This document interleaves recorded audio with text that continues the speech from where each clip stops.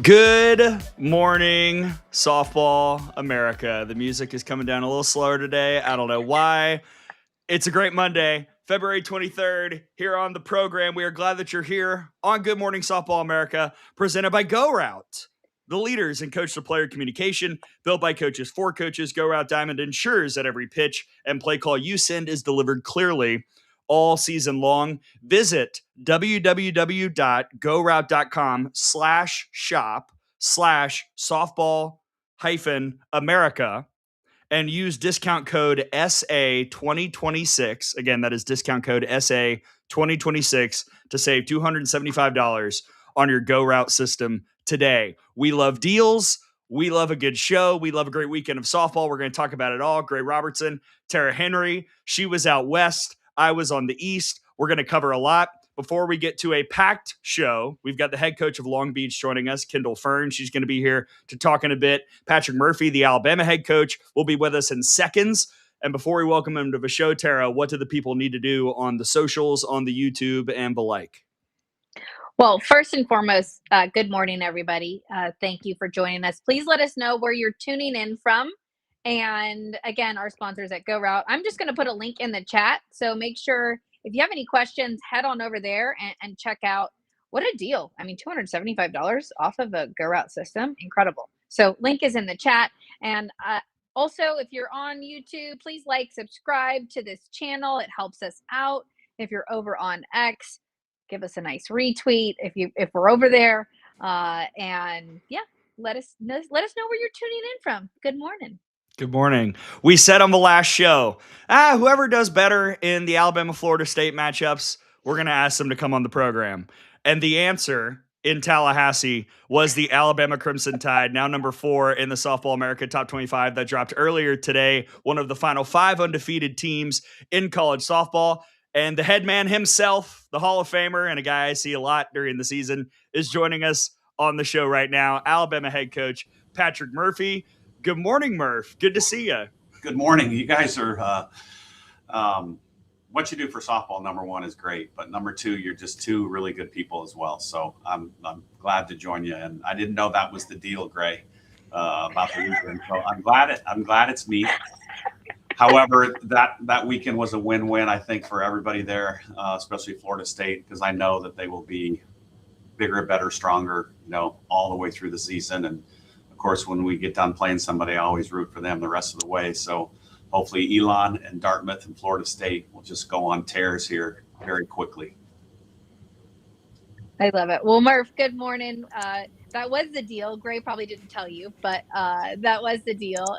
And I just want to first start out by saying your team is so fun to watch. And I love this start that you're going through, but I want to know, we were talking a lot about the offense, but I want to actually start with the pitching, because having a sub-1 ERA, it's a .86 ERA as a staff. Not just one pitcher, it's a staff. So I want to start there. How excited are you about this pitching staff and what you've seen from your young pitchers? Well, first, I didn't know that number, so thanks for telling me. All the credit in the world goes to Lance McMahon, though, because after the season last year, we had a sit down with the whole staff and said, we are going to get better in all phases, and whatever we need to do, we're going to do. And he was awesome all fall with, basically 4 unproven pitchers. Jocelyn Brisky has a lot of experience, but the other 3 or the other 4 are basically, unproven on the big stage. And he did a hell of a job developing all 5 and they bought in. They're very coachable. They're all basically sponges. The catchers have done a great job, all the bullpen help we've had, but their hard work is paying off now. And Vic Moten said to our strength coach Michelle Diltz at Florida State, they were walking into the field one day for the doubleheader on Saturday, and Vic says to Michelle, "You know what? All that work on the bullpen in the fall is paying off, because I felt pretty good in the 7th inning last night." And of course, the strength coach was beaming because the athlete affirmed her. And I think Vic realizes that there's a lot of stuff that goes into being a really good Division I pitcher. And one of those things is being in really good pitching shape. Yeah, I want to ask about the energy that Vic provides in the circle, because it was something that we noticed opening weekend. She went out there, got a strikeout, and did a little yell and a little stomp. And that's an excitement and an energy level that seems to at times permeate throughout the team. I think we saw it a little bit yesterday in the Dartmouth game as well when she came on in relief and got some Ks. How much has that, that exuberance and that excitement coming from a freshman helped to facilitate a team that seems to be very connected and very excited to play for one another and just enjoying the ride so far 3 weeks in? Oh, it's huge. And, if you're the defense playing behind a person like Vic, you get excited too when she gets excited. And you get fired up when she gets fired up. And energy creates energy. Whether you're a hitter, a defensive player, it doesn't matter. And when she does some of the things, when she gets excited, the entire team does. So we feed off that. She's electric. I had so many people down there, hadn't seen her live and in person. And some of the responses were pretty awesome, to hear what they thought of her and her pitching ability. And, the other thing, Tara, you said was you're so much fun to watch. And that's one of the things we really kind of preach to the team is we want people, when they get done watching us, to say, damn, that was fun. They look like they love each other. They enjoy playing the game and they have fun. And whatever the score might end up to be, just enjoy what you're doing, because nobody wants to buy a ticket to watch Debbie the Downer play any sport. Just put it all out there. Don't worry about the result. Don't look at the scoreboard. Just play your hardest. And that is what it comes off as, watching that team. They look like they have fun, and the offense is having a lot of fun. And I mean, I just want to get out there and start running the bases with them. It seems like they're having so much fun, But Marley Giles leading the offense with a 533 average. You've got Alexis Papillo and Wells both have double-digit extra base hits at this point in the season, which I think is huge.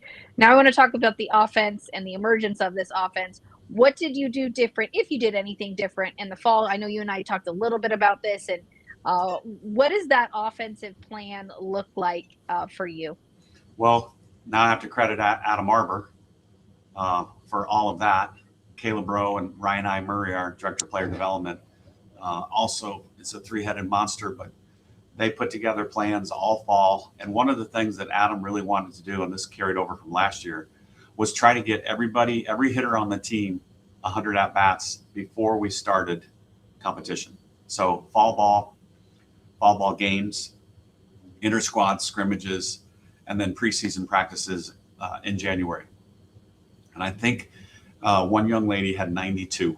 So between October 1st and the first day we played February 5th, she had 92 at-bats against a live pitcher. So somebody that was trying to get her out, not just me throwing, cookies up there. So that helped. And then it's been a very individualized approach offensively. So everybody was basically given a survey of what was their warm-up like, what did they like to do, specifically drills. We do a pre-BP every single day. And Tara, if you like to do tee work, you do your tee work. And Gray, if you want to do short toss and nothing but outside, that's what you got. So when we do like 15 minutes of this every single day, they pick and choose what they want to work on. So it's not a cookie cutter approach, because, you look at Kristen White versus Abby Dukeshire versus Lex Papillo versus Marley Giles versus Larissa Pruitt. That's way different hitters. And it's not a cookie cutter approach because they're different kids. There's different strengths. There's different speeds. Some are green light girls. Some have pop, some don't. That's okay. So everybody brings something special to the table. And Adam has really individualized every single hitter to bring their strengths to the table. What's been the biggest difference from last year to this year with Lex Papillo in particular? Because last season we saw pop, but she didn't have any home runs in conference play. This weekend she had 3 against a Florida State pitching staff that I think a lot of people regard as one of the best in the country. So what have you seen from her as she's kind of grown into that role as a senior here this year? I sent her this little thing I saw on Instagram about, when people start to overthink, the majority, they think negative. Oh, this could happen, this could happen, this could happen, this might happen. And it's basically negative outcomes. But you could also turn that around and say, well, this could happen. I could hit a home run instead of I could strike out. And so I sent it to her at practice that afternoon. She's like, I really love that. And she said, the biggest difference between last year and this year, last year, I wasn't sure I could do it. This year, I know I can do it. So it's a mindset. She worked her butt off all summer. She got in the best shape of her life. She turned herself into a green light girl. She is solid as a rock. And, you saw in Georgia Tech and Tallahassee what all that hard work does to somebody. And she's not a roller coaster either this year. She's been very consistent across the board. So whether she's 0 for 3 or 3 for 4, it's the same kid. And, I always say once a stud, always a stud. So if you're a good hitter, it doesn't matter if you're 0 for 7. You're a good hitter. You just do. Give me another at bat. Get me up there because I'm due. And she has this very good confidence going right now, a good aura around her. And last one for me, speaking of players and what you're looking for, I know there's a lot of young athletes that would love to wear Bama across their chest and be a part of the Tide. And I know we see you out on the recruiting trail. I want to ask you specifically, Murph, what are you looking for in an athlete when you're out there? Because I know I get this question a lot on, what are these college coaches looking for? How can I be better? What is the 2, maybe I know there's a ton, but what are a couple things that you specifically at Alabama are looking for in an athlete? Okay, so number 1, someone that's fundamentally sound in all phases. So throwing, fielding, hitting. Because if you have a flaw that's probably been with you since you were 4, 5, or 6, you might have had it, you picked it up as a little kid and it just kind of stayed with you. So we try to find the most fundamentally sound athletes. Second would be a multi-sport athlete, somebody that maybe plays basketball and softball, volleyball, softball, soccer, softball, whatever. So her body has not been going through 120 softball games a year. She gets to take a break because we found multi-sport athlete, when they get to college, when they finally get to concentrate on one sport, they blossom. And maybe they might be overlooked, in summer ball because they've been playing basketball, they played volleyball, whatever. And then they get to softball. Maybe they're a little bit behind. But, Vic Moten played flag football. She was a pretty darn good basketball player. Her team made the Final Four in the Alabama State basketball tournament. And then she pitches. So 3-sport athlete. Abby Dukeshire, basketball, volleyball, softball.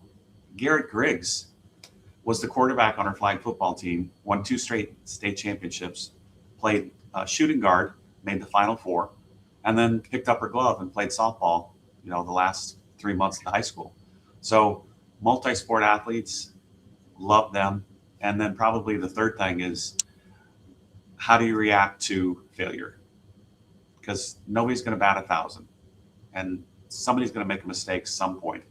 So I love to see when something bad happens and how they react. Do they go to the end of the bench and pout and put their head down or whatever? Or do they stand in the front of the dugout in the opening of the dugout and cheer on the next girl up to bat?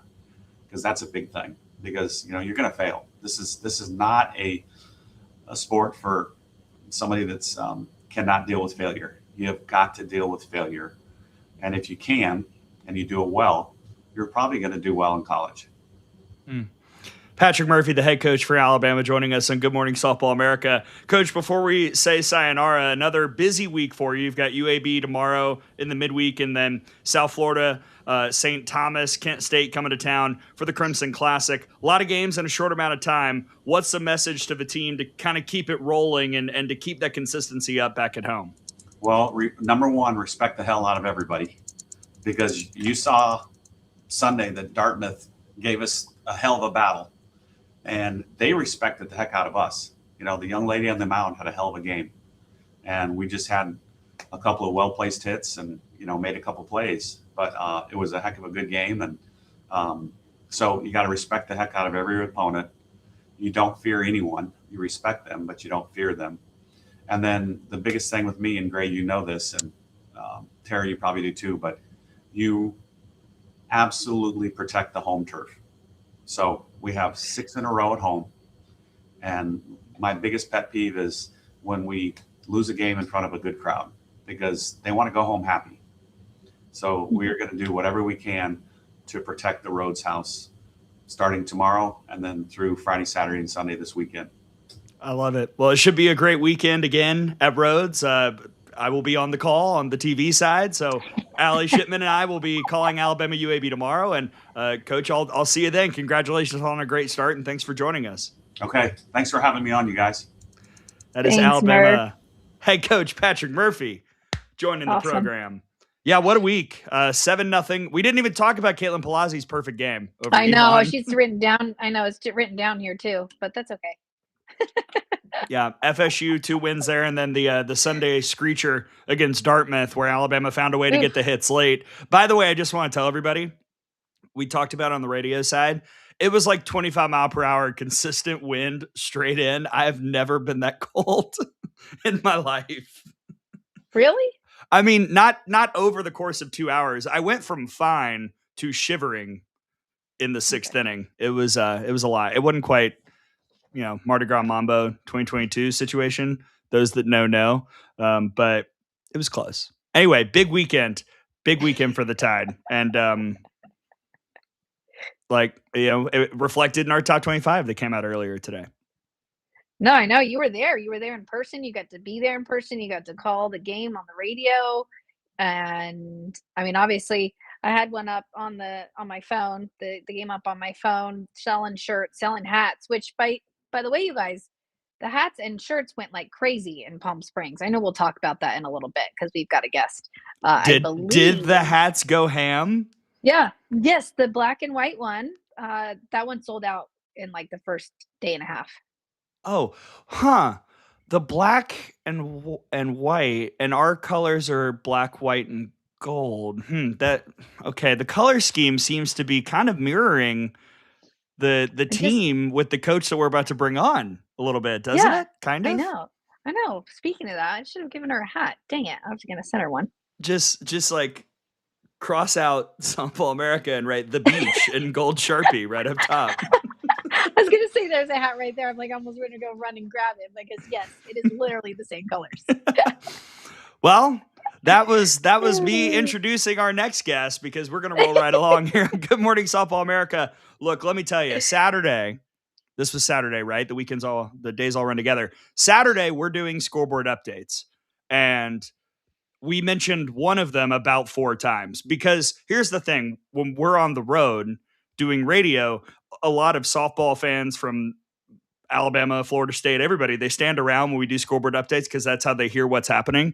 So I kept repeating Long Beach State 6, Oklahoma 4, because a lot of people hadn't heard.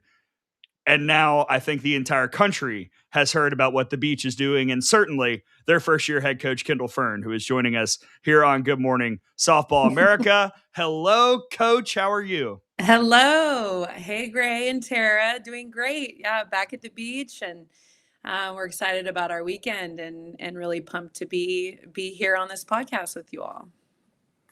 Well, I want to start with the weekend because I was out in right field in one of the tents watching this whole game unfold on it's Wrigley, right? That's Wrigley. Yeah. Wrigley Field.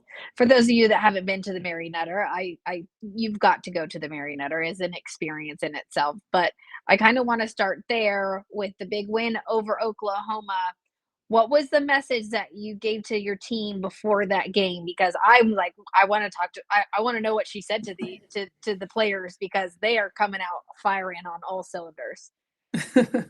Yeah, I mean it was about, I mean, nothing special really other than, there's enough sun to shine on both sides of the field. So we really went about it in the same way we go about every other game.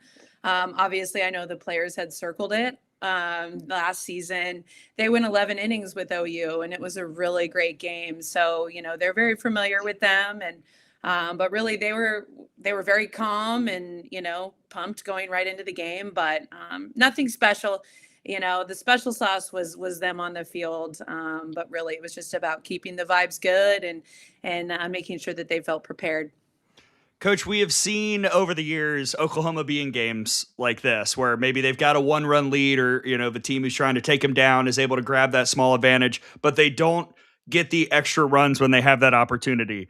The 3-run homer in the 6th inning was what really, I think, obviously it made it a 4-run lead, but it also made that mountain even steeper for the Sooners to try and climb to come back. First off, how exciting was that moment, the Apodaca 3-run homer, to get the 4-run lead, but also how crucial was it for your team to not just take the 1-run advantage, but also keep applying pressure and keep building up that advantage so it would be harder for them to come back? I know that big hit to be able to extend there in the 6th was huge. And, looking back at it, of course it was 0-2, right? An 0-2 home run. But just, I mean, that's a moment that we call her Doc, that Doc's going to remember forever, seeing her hands, go up in the air, her family's in the stands, like, being from this area, a lot of the players that are in the Marionette, they grow up going to those games. So to have that moment, I mean, that's a core memory for everybody, but especially for Doc, which was really cool. And we, that's her. She's clutch. She has great hand-eye coordination, and she's somebody that our team and our staff trusts to be able to come up with the big hit. So she's put in the work to earn that. So that was really cool to see. But, to extend the lead there, and then in the 7th, they were right in the heart of their lineup, right at the top there. So it was incredible. The first out with the great, crashing into the fence catch in left field, and that Aya made, and there was like a purse that came onto the field. It was pretty cool. So yeah, they were selling out, and that moment was just incredible. So it was cool that it was, just the coverage that was there too, to be able to have that in video form was pretty epic. And this is obviously a national podcast, and I know a lot about West Coast softball. I know a lot about the Big West, but I'd love for you to let the nation kind of know what the Big West and Long Beach State is about. I know Fullerton took Oklahoma to extras as well, and I think West Coast softball doesn't get a lot of love in general, per se, but it is so competitive and a different style of play and ball with incredible athletes. So for you, Kendall, I know obviously you've been in the Mountain West before, but now in the Big West, what's that? How can you describe that to the rest of the country? Well, I mean, the Big West is a very storied conference, and yes, and you mentioned Cal State Fullerton, and they played really inspiring softball. It was pretty cool to be texting back and forth with Gina and other head coaches in the conference. So we're all supporting each other. But if we go back before, awesome, Softball America and the SEC Network and ESPN Plus and all the great coverage that softball is getting now. Long Beach State, I mean, we've been into 5 World Series. There is a very deep tradition of winning. You look at Cal State Fullerton and Long Beach State. I mean, we've been contenders on the national stage for decades. And so I'm really proud to be able to, be a part of this conference and this program because number one, I know that we're going to be prepared for postseason in the quality of teams that we're going to play in conference. But also just to be able to play at the beach, and we're surrounded by palm trees and great weather, and our athletes from this area get to play softball year round, and we want to go out and play the best. And we want to be able to recruit and attract great talent here. And so, I want people to know that Long Beach State is a place where people can come and go after their dreams, become All-Americans, play for conference championships at the Big West, and then be ready, to win ball games in the NCAA tournament. So it's a program of winning, tradition. And it was pretty cool at the game actually this weekend. Kim Souter was there and some of her teammates. And we even had some former administrators that were there who played softball at Long Beach State as well. So this is a very tight-knit family with a lot of softball alumni that have won at a high level. So this isn't, Long Beach State has been winning for decades, and I'm just really proud to be able to extend that tradition. And getting a great win like this, I think really puts the country on notice that, yeah, we got some ballers out here at the beach, and we're ready to represent the Big West. Coach, I want to ask you about your story a bit, because you've kind of been a little bit everywhere. I mean, you've you've coached a little bit everywhere. You've been Indiana, Marshalls, like San Diego State, UNLV, Georgia Southern, and now the head coach of Long Beach. Like, you've seen softball coast to coast. You have gone through the ringer, I'm sure, just working your way up to this position, and to have that type of moment in week 3 of year 1 leading this program. Did you take a moment to kind of relish your journey and what that moment meant for you and what it could mean for the rest of the season, the rest of your tenure at the beach? Yeah, I mean, I'm so proud of my road and my journey of coaching and all the wonderful players that I've gotten to recruit and coach, and just the other people that I've gotten to coach with. So I'm really, really proud of my journey and how it's taken me from Carlsbad, California, to Vegas, to Georgia, to West Virginia, to Indiana, back to SoCal at San Diego State, and here. So I feel very fortunate that I put myself out there to experience all different kinds of conferences and head coaches. And I'm proud of the decisions that I made, of the people that I've surrounded myself with. But, really after the game, we were talking about, because, our staff, I'm so fortunate. You win with people, and I'm winning with Shelby Miller and Tyler Heil and Emma Sellers and Carly Robbins. We have a really great staff, and, all the people on the staff have, gone up against OU, whether it be in a super regional when Tyler was at UCF, or Emma Sellers at South Carolina. I'm like, all right, guys, we just had to come to Long Beach to beat OU, So we definitely took a moment to really understand the gravity of that signature win that we all, put in the work together to get it done, but really just it's about the players and what they did on the field. The staff did a great job. Shelby Miller's doing awesome stuff with our pitching staff, and Tyler out there coordinating, the offensive production at third and the defense. And so I'm really fortunate to be with the great group, but we definitely were feeling how cool that moment was. And, we enjoyed it. And then an hour later, we're back on Pawtucket, playing our next game. So it's like, let's lock in and get this done, So yeah, it was fun. Oh, for those of you that don't know, that haven't been to the Mary Nutter, Pawtucket is like the far field. Yeah. Great. From the stadium. It's like going from the stadium field where you've got 6,000 fans watching you play OU to Pawtucket, which is still nice. It's just a very different environment. Oh my goodness. Truly. Well, last one from me. Your team. What did you do outside of softball in Palm Springs? Were you able to do anything that wasn't softball related while you were out there? And if so, what was it? Oh, well, we rolled out from the beach here, and we went and played on Friday, and then we had 2 doubleheader days. So, it was a business trip, and, the way that the schedule stacked up, that's what we were focused on. But we did have a fun on Saturday night. Some of our players went with their families, and then, a coaching staff, and then a handful of players, we went out to eat. And, there was a DJ out in the area. We were dancing a little bit, got some dessert, we're just having fun. turning moments into memories, but really it was a business trip. It was busy. So, those days get long, but, we had a great time and excited to use, just the performance that we had to help propel us with our next week here. So, yeah, it was fun. We have fun on the softball field. To answer your question, Tara, that's what we did. Good. I love it. That's the right answer. Yep. Oh, man. Hey, and that next week is in Tucson. You've got Howard a couple times. You've got Arizona. It's the Kendra Classic. Minnesota's on the slate as well. But, going into a weekend like that, coming out of a week at the Mary Nutter where you got this big upset and you played well in pretty much all the games, even some of the ones where you came up short. How much confidence has this week given you, the staff, all the players moving ahead, not just this week against Arizona, but the rest of the season?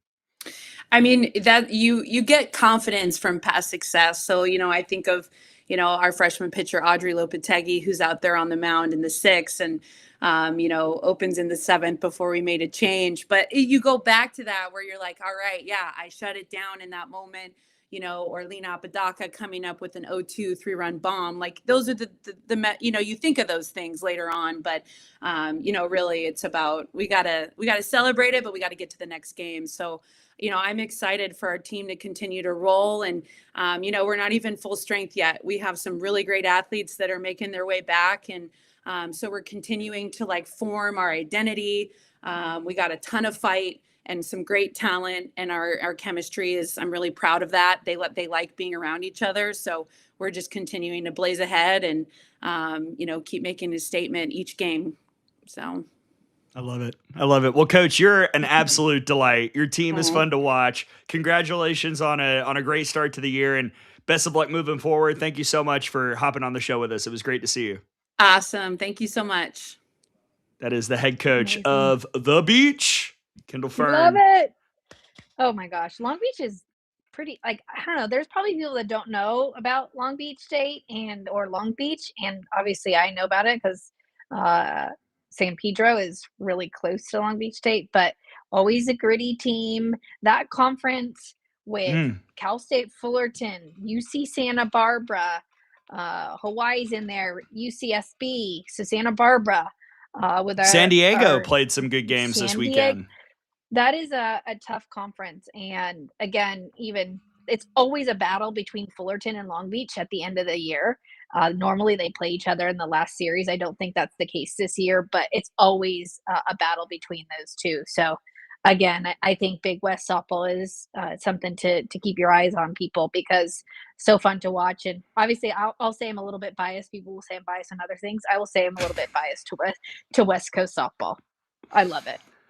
I love the shout of last year's game against Oklahoma. I think a lot of people forget that week 1 last season, Long Beach and Oklahoma, I think it was tied at 0 going into the 11th or 12th. It was a knockdown, drag out.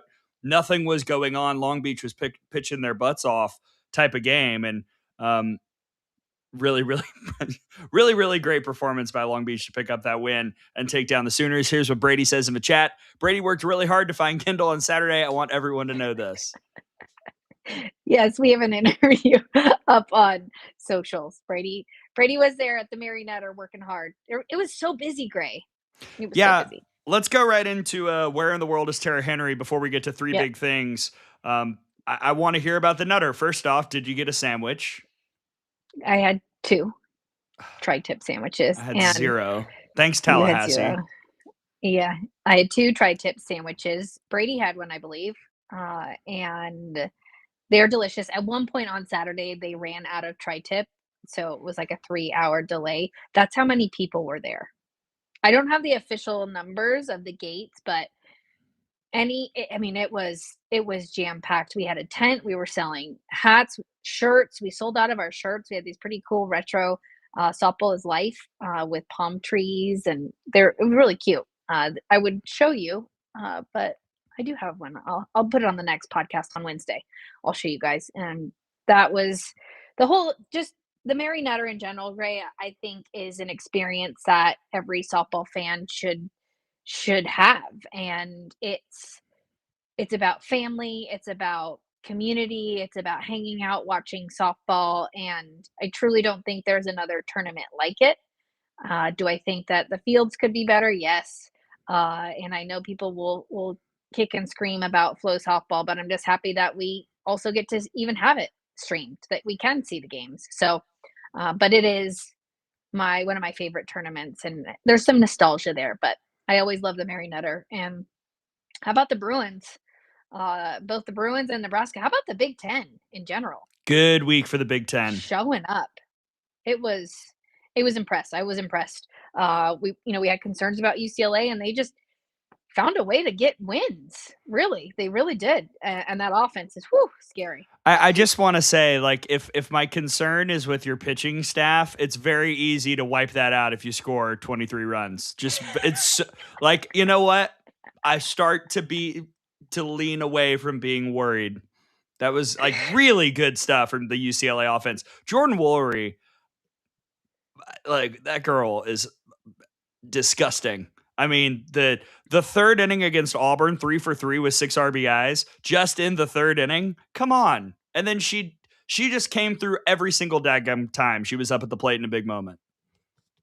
And, I think it's an offense that knows they're going to have to score runs, and they're okay with it. And even down 4-0 to South Carolina in the 7th inning, you never really felt like the Bruins were out of it. And just from the energy in their dugout, which you can feel that sometimes, when you're at a game and you can feel, oh, they're defeated. You never really get that feeling from the offense. There is a true belief that they're going to get it done. And what a heartbreaker for South Carolina.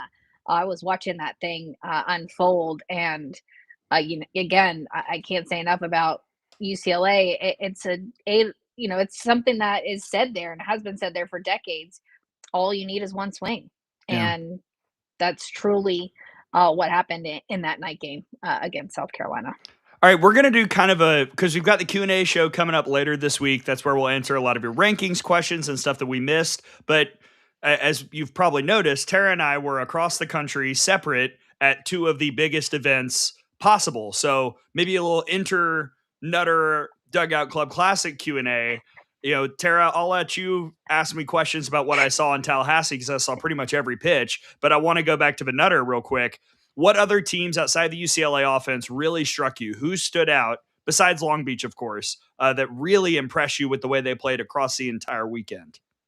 Nebraska. I just think I continue to be impressed with Nebraska's offense, again, with how their ability to just, again, win ball games. And it's a team that enjoys playing together, and you can see that. I think there's a theme here. We're seeing a lot of joy. And I know Brady was talking about how we don't have enough pitching to go around. I just think there's just a ton of hitting. I think there's so much more information for hitters. Been impressed with Nebraska's offense from a season ago. Oregon got it done when they needed to. There was there's been some moments of greatness, and I think they're still trying to figure it out. Texas A&M, it was a tough weekend for the Aggies yet again. And again, I was impressed with the Big Ten in UCLA, Oregon, and Nebraska. It's weird to say Oregon and Nebraska or Oregon and UCLA in the Big Ten, but those were the teams that I was impressed with. And then Cal State Fullerton, again, the Big West. I was impressed with Cal State Fullerton and Long Beach State. I think they're both going to be tough contenders once we get into the end of the season here. So those are probably my biggest takeaways in terms of teams that and Texas Tech, but they didn't really get to play. The Texas Tech Japan game was incredible. It was a 1-0 ball game. Caitlin Terry threw a gem, and Japan scored on a solo shot. So that was probably the toughest game for Texas Tech on the weekend against Team Japan. I thought it was cool that Team Japan was there as well, and that's pretty much their national team. They brought Goto pitched, right? Yeah, and Ueno. I saw both of them, so that's pretty much their national team. So that's a legit win for them, 1-0 win over Texas Tech. But Cal, showed some fight against OU. There was that weird play at first base with the runner outside the running lane, I believe. I know everyone's upset about replay. I get it, you guys, but replay costs money. So if somebody wants to donate all that money, I think maybe we could get it together. Just you have to remember logistically how many games are being played in a day on a set of fields. It's not like a one-off, one game a day like we get to see in conference play. Just we have to be a little bit more realistic. I know we want to shout about it and be upset about replay, but we also have to be realistic as to why it's probably not feasible, and hopefully we can just have better umpiring. Well, and also just from a tournament to tournament standpoint, like if we can't do it in Clearwater when there's actually staggered start times and it's actually on national TV, then it's almost definitely not going to happen at the Mary Nutter when everything is in kind of a 2 hour and 15-minute window and things can get delayed and it's on Flow, which isn't readily available on all your, you can't just hit the guide button on your dish and have it pop up. So yeah, that's another thing to consider as well. But here's Cheyenne. Weird, you mean when she was out 3 times in one play? Oh yeah, and Singh got tossed. Yeah. Yeah, Was it with some of the teams who had tough weekends? Because again, I was watching and tracking. Is it purely pitching depth? Because I look at like a Washington, a South Carolina, a Duke, who kind of went on the roller coaster out at the Mary Nutter. Is it pitching depth that seemed to be the main dilemma for a lot of those schools? listen, I think this is something that maybe the fans and even us can start to appreciate. This is the third week, and teams are going 5 games on a weekend with double headers and playing multiple teams. So there is an exhaustion piece here on Sunday that you're trying to win every single ball game, but there is a fatigue that happens on a Sunday. And so preparing for 5 different teams, potentially 20 different pitchers, and Sometimes traveling. 6. Yes, I'm just saying travel. And this is not an excuse, but we've got to take some of this with a grain of salt. These aren't 3-game series where you're playing 1 game a day. You're on basically a travel ball field, playing different teams and double headers. And so for me, yes, do these games matter? Yes, when I'm sitting behind the plate watching watching a pitcher, how she handles failure, what she does in certain situations, how an infielder responds to making an error, how a double play, like their game IQ. Yes, I'm looking at all that, how they approach their at bats, what they're attacking, and the plan at the plate. Yes, all those things matter. Wins and losses matter. But this early in the season, with that many games facing that many opponents, it's just a different beast. So for me, it's not as much weight. I don't know about you, Gray. Yes, it's important to win games, but it's not as much weight as we get into the meat of season. Yeah, I mean, again, to Cheyenne's point, like February is the only time of year you play like this. That's why, to me, like when I was putting together my ballot, not to get into top 25 Q&A stuff, like we're at the point in the year where I highly value, like, are you just straight up winning? North Carolina's in our top 25 now.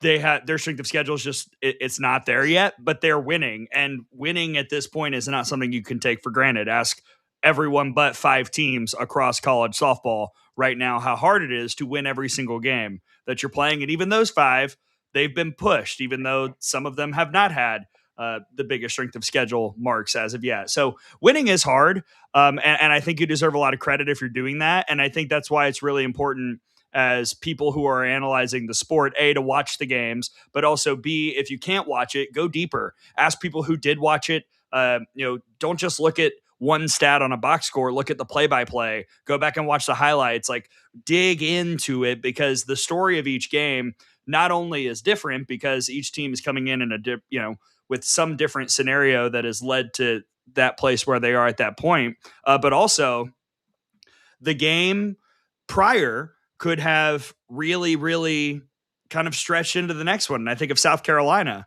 who got walked off by UCLA and then had to play like an 11:30 Eastern game against St. Mary's, and they were almost taken out by the Gales. So, like, again, you do have to kind of watch that, thinking of how the schedule goes and what these kids are going through. And, all the external factors. And sometimes that's kind of hard for a fan to do, because those of us who are in it, or who have been in it, or who are just along for the ride, it's something you don't necessarily think about until it's happening to you.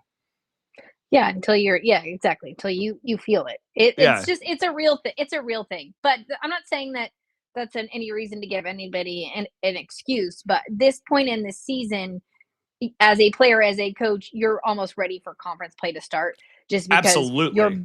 your brain is having to prepare, and your staff is having to prepare for so many different scenarios, different teams, that it just gets you ready for season. But some of these moments are what make players resilient as you get into conference play. So you're seeing good moments and teachable moments. You're seeing some pitchers get the ball that necessarily probably won't get the ball the rest of the season, to be honest with you, Gray. So and this is the time for coaches to try that. It's a time for coaches to try a different lineup, to try, their rookie in the circle in a high pressure moment, which sometimes the fans don't understand. But again, that's why you and I don't get paid the big bucks. They do. So I think we're almost to that point. I'm like, oh, are we ready for conference play? We have one more week, right? For most. Yeah. I mean, Crazy. ACC starts this weekend. Like, we have ACC series this weekend. Yeah.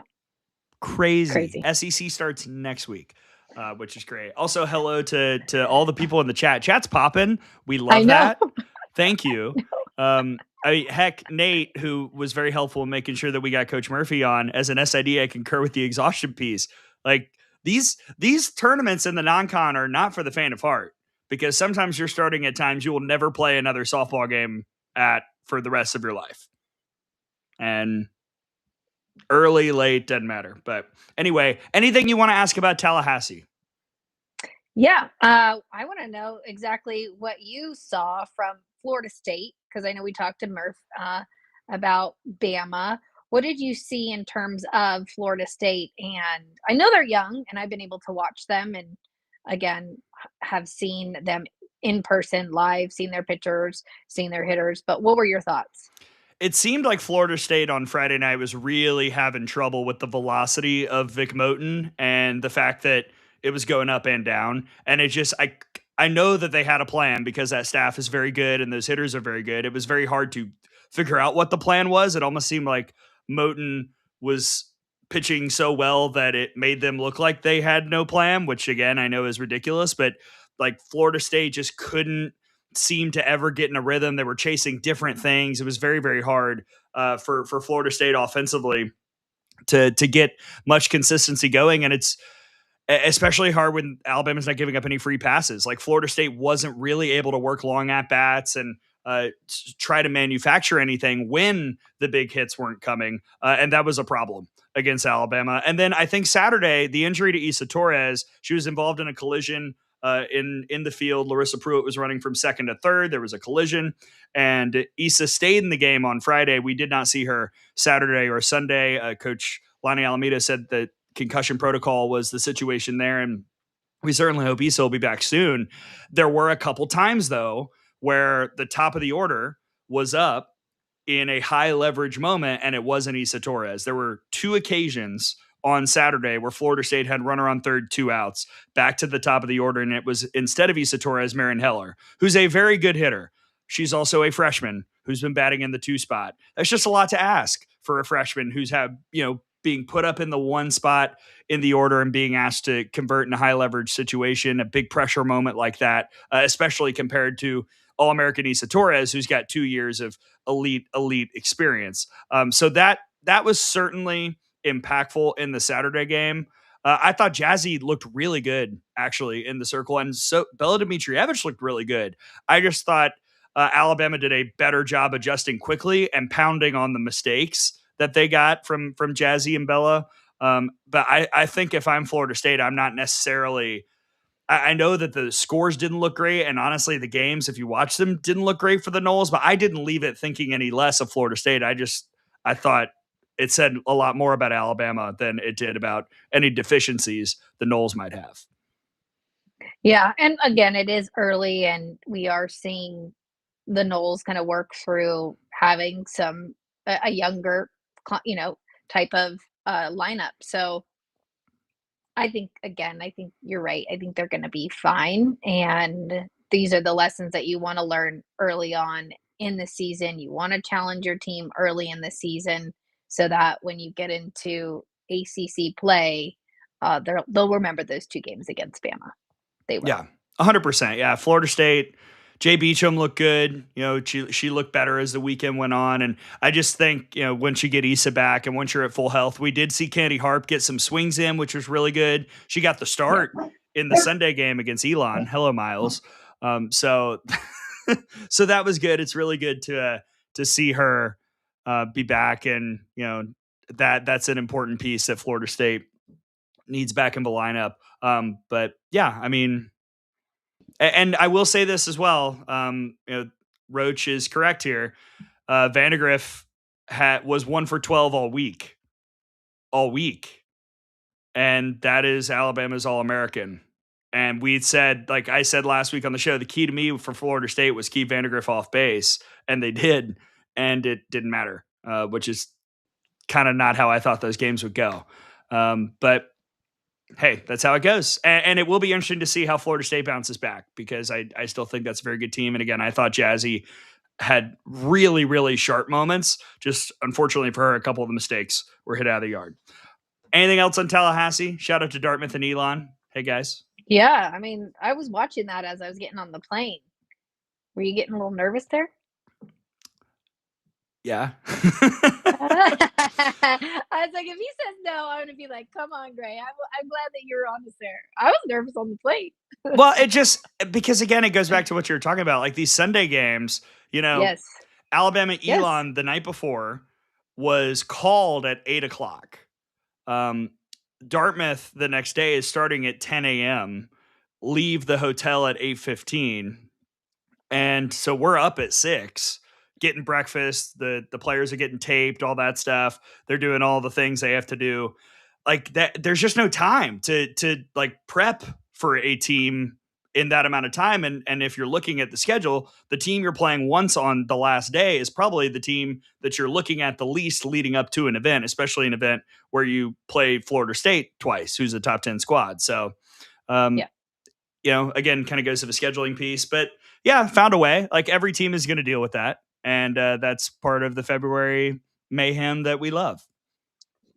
Yeah. I mean, this craziness is going to be not so crazy. And then we're going to want to have it when we just get into conference play and it's just, single game series because it is fun. It is pre-conference tournaments and, teams, traveling across the country to get in some good games and get in reps at bats. You heard Coach Murphy talk about how many at bats the offense got in the fall, almost 100 at bats each player. That's huge. So just getting in that work early, trying to get as many games as possible, many looks at bats, opportunities for your hitters to get some looks, and then also your pitching staff and to figure out what that looks like as you get into conference play. Because, like Grace said, conference play actually starts this week for the ACC. Yeah, crazy. Which we'll talk about on Wednesday. I want to flash this as well from my burner, who I did not meet, but the restaurant rec he gave me.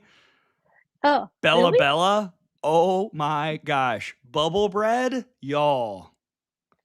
This is a top tier. What that is. It's a top tier bread appetizer. I'm just going to say that. Excellent restaurant. Thank you, Grant. Can we talk about McKenna Sturgis? She absolutely dominated on Saturday. McKenna Sturgis was excellent this weekend to the point where on the radio I said, if Issa Torres is out, I would just have Sturgis go up to the leadoff spot and get everybody back down to their Oh, sorry. Get everybody back down to their regular portion of the order. What'd you just do? Are you uploading something? Don't let me produce. Okay. I was gonna get the home run leaders up. We could do it on Wednesday. Okay, yeah, we'll have that on Wednesday. We'll do it on Wednesday. So yes, I really like the way McKenna Sturgis played for FSU. Okay, 3 big things from the week that we want to talk about. Texas won in Palo Alto. The real winner was, I guess, still kind of West Valley College because they got to host a top 25 matchup. This event was kind of a disaster. It was a great week statistically for Texas. There were some scary moments like the Reese Atwood hit by pitch situation. It was good to see her come back to the starting lineup as the weekend went on. Arizona beat Stanford in a game where the Wildcats had one hit. Like it was just kind of chaotic, and good on Texas for rising above and playing the way they did, winning the way that they did in a weekend where it kind of felt like there was no rhythm whatsoever from start to finish, just with all that was going on with the schedule shifts. Yeah, is that finally sorted now? Have they figured out the permitting for the stadium? I guess. Do we know? I mean, Chad, you helped us out last week. Shay, was Shay, right? That helped us out with the I think Cheyenne had it. She never wrong, just early. That's it. Yes, that's right, Cheyenne. I'm like, I know somebody told us. How could I forget Cheyenne? I think she even said hello when I was sitting, or somebody said hello when I was sitting next to Chris or Plank during the Oklahoma-Washington game. So it was either Cheyenne, it might have been Trey Linda. But anyways, I digress. I think for Texas, they are rolling along, and it is a team that they're the defending national champions, and they've got so many tools. Katie Stewart, she has 14 bombs on the season, I think. Or how many did she have? Am I giving her extras? I think you are, because 14 is a lot. 10. But... No, it's not 14. 14 games. She's got 9 bombs on the season. The leader is tied with Megan Grant and Jaya Butler from Oregon State with 11. Sorry, that's the games she's played. So she's got 9 home runs in 14 games. I'm just giving people home runs left and right. Like they're easy to hand out. Yeah. I mean, like Friday or Thursday, when Thursday's game was postponed due to imminent sundown or something, I was like, guys, we have to do better when we're planning for these events. And I understand that the permit thing, A, should have been taken care of a long time ago, and B, they probably thought they could get it done for this weekend and couldn't. All right, great. Then let's make sure that the schedule at a field that doesn't have lights is more conducive to being able to finish all our games before nighttime. That would be my one note. And then Stanford just kind of struggled this weekend too. A loss to Boise State, another close weekend or a game to Boise State. The loss to Arizona. Yeah, just not a great weekend overall for the Cardinal. No. Yeah, I am just handing out home runs, you guys. The chat is just, we're here for you guys. Just know that we're here for you. Yeah. Anything else on that before we go to another big thing from the weekend? No. I mean, I know that we were going to do, from this past weekend. This past weekend. Yeah. Okay, yes. 3 big things is now, yes, we've switched it. I'm like, wait, are we talking about next week? No, we're going to talk about that on Wednesday. Yes, that is Wednesday's show. Virginia Tech beat Georgia 9-3. And then Virginia Tech beat Georgia 9-3. Now, it appeared that Georgia was missing most of their pitching staff. We did not see a good number of arms at all this weekend warm up, much of anything. Randy Rolling ate a little. Destin Howard, they had a lot thrust upon them this weekend. However, to me, like, yes, you're missing a lot of your pitching staff. Virginia Tech, a good offense, are probably going to hit you. I was a little surprised, though, at how much of a slog it kind of seemed to be for the Georgia offense to really get rolling against a Virginia Tech pitching staff that has given up runs here this year. That was almost more of a sticking point for me, honestly.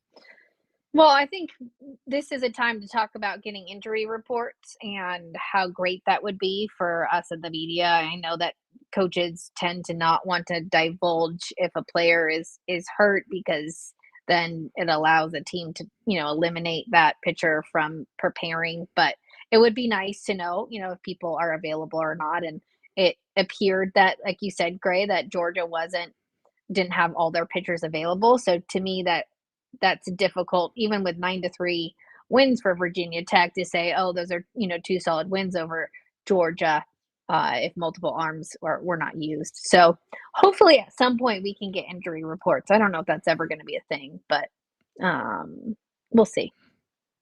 We'll see. I would like to point out the SEC only requires that for conference events, but it is required across pretty much all the sports: men's and women's basketball, football, baseball. So I don't know why we wouldn't have it for softball, because also it instantly changes the perception of a game. Because honestly, I'm calling another game over here. I'm going to go back and watch, catch up on Georgia, Virginia Tech. I stay up until 3:00 every night on the weekends watching the games. Tom knows this. That's why the lights are always on in the hotel room. But initially, I'm tracking the box score when the game starts, right? And so I see Destin Howard start against Virginia Tech, and I go, "That's interesting. Why is Destin Howard starting here? Is Tony, did something happen? Is he giving her a shot? She's a senior, and then she gets hit, and you keep her in. That that information, anything about that would be helpful, because it just provides greater context to a game. Because I was honestly quite confused early on until I went back and watched and then talked to Brady and kind of got a little bit more of an understanding about what was going on in Athens. But yeah, injury reports would be great. It would be great. They would be great. I don't know how we get them, but let's just keep saying, please, can we have some injury reports? Yes, that would be dope. And otherwise for Virginia Tech on that front, a really good weekend. Last weekend was a little shaky, took some losses to Michigan State and to Charlotte, but they really bounced back well. And winning in Athens is not a super easy thing to do. And they, pounced when Georgia wasn't 100%, and that was important for Pete DeMora's squad. Yeah, absolutely. And I don't know if you want to go to the last big thing. Do we have a third thing? I left it blank. Was there a third thing you wanted to talk about? Well, I just want to remind everybody that we've got mid-major power rankings back on the site. So those are up on the site. So take a look. We've got Grand Canyon in the one spot there. Again, another great weekend. Reagan Holtorf and Addison Shiflett have been a huge part of that. Brady's got you covered over on the site. So please go take a look at the mid-major rankings. Grand Canyon's 1, Omaha is 2. 3 is Belmont, which obviously Maya Johnson does it again. She gets the win over another SEC team in Mississippi State, Southeastern Louisiana, and then Cal State Fullerton round out the top 5. So for me, I think just taking a look at those mid-major programs making noise. Obviously, we had Coach Fern on here earlier from Long Beach State, and GCU, again, cracks the top 25 for us, the major polls, and then is number 1 in our mid-major poll or power rankings. Yeah, I want to shout out. Any thoughts on that? Yeah. Maya Johnson, because that was during our break. So we had 3 laptops up, watched the entirety of Belmont, Mississippi State. Dad gum. Maya looked good. Mississippi State was in knots, and that's an offense that's been playing pretty well this year, but the one hit was an infield single. They could not get in a rhythm against her, and now she's got 2 wins, shutout wins over SEC teams on the road with double-digit strikeouts. Go on, Maya. And Maya was our guest for the selection show at On 3 Studios. We got to hang with her. She's really cool. I also want to let everybody know that Belmont goes to Tennessee in early March. So Carlin Pickens versus Maya Johnson, make it happen. No one messed this up. Come on. Amanda Scarborough's on here. Hi, Amanda. We love you. This has been a fantastic GMSA. Yeah, and before we go, Brady also just published 3,000 words on the Mary Nutter. And let me tell you, I'm sure he interviewed at least 10 or 12 coaches while he was there. That's right there. You want me to get it? Well, no, can I say something about the streaming situation? A lot of people are talking about streaming. Yeah. Okay, so when it is at a university stadium, when a tournament is at the university stadium, the priority is the university that is hosting. So those games will be seen. They should be seen. If they're not, then that means resources have been stretched incredibly thin. And they should be seen in some capacity, either linearly, which would be ESPN, ESPN2, ESPNU, or digital, ESPN Plus, SEC Network Plus, ACC Network Extra. A reminder, those are all 3 separate things. Now, when the other teams at that tournament are playing, the university is not obligated to show that. Sometimes they will. I think of in 2020, when I had my broadcast schedule, I was about to call BYU Texas. on SEC Network, or I think it would have technically gone on Longhorn Network at the time, because that was spring break at Alabama and there was nothing else on campus. So the resources were there to be able to show the games. Sometimes the resources are not there because you've got gymnastics, you've got men's and women's basketball, which, by the way, is in the most important part of their season right now. So they've got priority as they go into conference tournaments and the NCAA tournament. You've got baseball starting as well. You have a lot of other sports, especially on the West Coast. There are a lot of sports that those of us in the South do not have that get, Big Ten Network, Big Ten Plus, whatever, that they get streamed out there as well, including on ACC Network Extra. So that's kind of a deal with that. And for some reason, the belief that teams can just prop up an iPhone and stream their games, that is absolutely not true, because the teams don't have the broadcasting rights when they're not at home. Now, I don't necessarily know how the heck that would work for the games at West Valley College. I don't know, because there was a YouTube stream 2 weeks ago for Oregon and Kentucky, and that I'm sure is something that the schools could negotiate and talk about. But as for those of us who are on campus who are not playing the host school, unless there's nothing else going on, there just aren't enough cameras, aren't enough student workers, aren't enough control rooms to even make that remotely a possibility. Yeah, just go to the game, people. Just go to your local and support your local team. Just go there. I mean, I think we just gotten to the point where we are so spoiled and, want everything to be easily viewed on our 4-box and sit at home and, be able to see as many softball games as possible. But I think we're in a pretty good spot and we're continuing to grow. I think the growth of, Athletes Unlimited and the AUSL, I think that's going to be a huge part of the growth of softball. Obviously, the Olympics that will be here in 2028. So our sport is on the right track. All we just need everybody to do is support and figure out how we can make the sport better together. And once we're done with basketball, things get a lot easier for the people running the control rooms, let me tell you, because right now they're up against it. Yeah. And there's so many different sports going at the same time. So, let's just give everybody some grace. Yeah. Also, can I give a little streaming teaser, if I may? Yeah. This weekend at the Crimson Classic, stay tuned to see who the broadcast team is. I think y'all will like it. Wait, I'm when not. is it being? Don't say. I don't know if I told you yet, but don't say. Stay tuned. We'll announce something on Wednesday. Okay. Anyway, what's on the site, Tara? You told me not to say anything. What else is on the site that we need to plug before we go? Again, Brady just wrote 3,000 words on the Mary Nutter. That will be up on the site. The top 25 rankings are up on the site, as well as the mid-major rankings. All reports from the entire weekend. Cooper Taylor's got you covered on just, if you missed a day, just, go back and watch the daily or read the daily report. And we've got that for you. But right now, check out the Mary Nutter notebook and let us know what you think.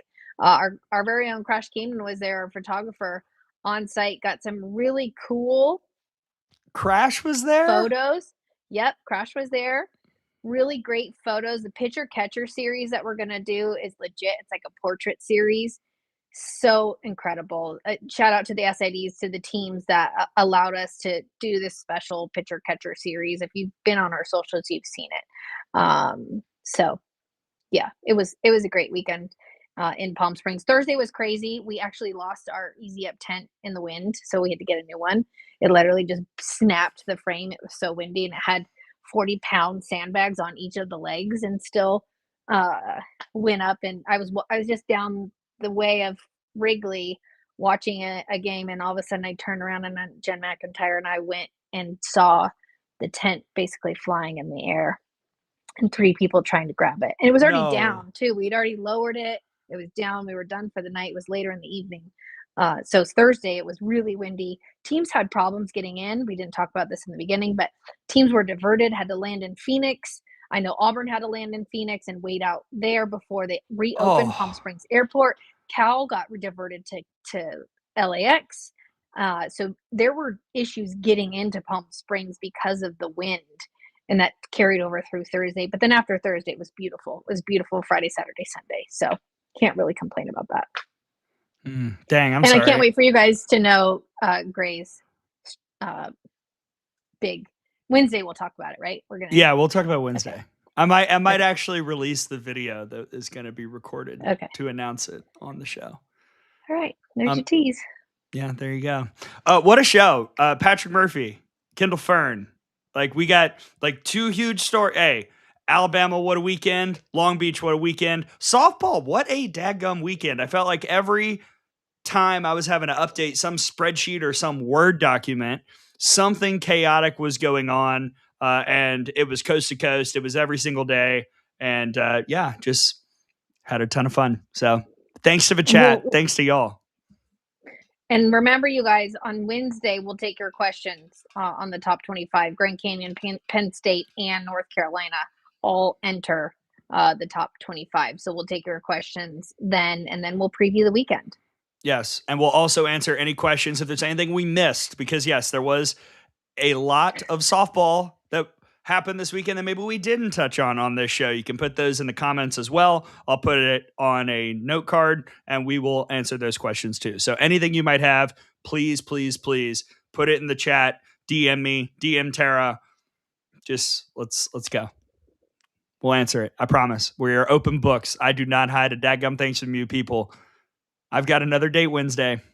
Life